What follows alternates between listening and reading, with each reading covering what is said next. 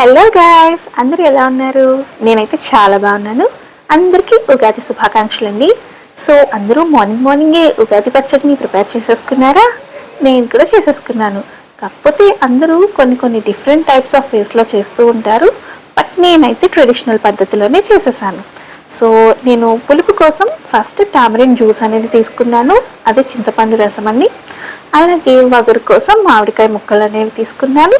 కారం కోసం మిరియాల పొడి తీసుకున్నాను. తర్వాత ఉప్పదనం కోసం ఉప్పు అనేది కూడా తీసుకున్నాను. తర్వాత తీపి కోసం బెల్లం పొడి అనేది తీసుకున్నాను.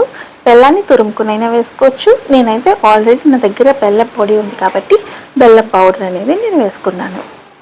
తర్వాత చేదు కోసం వేప పువ్వుల్ని తీసుకున్నానండి. వాటిని ఇలా హ్యాండ్స్ మధ్యలో వచ్చి మనం రబ్ చేస్తే ఓన్లీ ఫ్లవర్స్ యొక్క రేకులు మాత్రం వస్తాయి. అవి మాత్రమే మనం యూజ్ చేయాలి. ఆ రేకులు తీసుకొని ఈ పచ్చడిలో మనం మిక్స్ చేసుకోవాలన్నమాట. చూసారు కదా, ఇంత సింపుల్గా 6 రుచులు అంటే 6 రుచులతో కూడిన ఉగాది పచ్చడి అనేది రెడీ అయిపోయింది. అలాగే ఈ సంవత్సరం అంతా కూడా మీరందరూ సుఖంగా సంతోషంగా ఉండాలని నేను కోరుకుంటాను. అలాగే నెక్స్ట్ వచ్చేసి మేము పాట్లక్ అనేది పెట్టుకున్నాం. ఓన్లీ ఎక్కువ మంది కాదు, 3 ఫ్యామిలీస్ మాత్రమే పెట్టుకున్నాము. నేను వచ్చేసి క్షీరాన్నం అలాగే పులిహోర అనేది ప్రిపేర్ చేశాను. క్షీరాన్నంకి వీడియో తీయలేదు, పులిహోరకి మాత్రమే తీసాను. వేరొక ఫ్రెండ్ వచ్చేసి స్వీట్ తీసుకొచ్చారు అండ్ వేరొక ఫ్రెండ్ వచ్చేసి రైస్, పప్పు అండ్ కర్డ్ అవన్నీ తీసుకొచ్చారనమాట.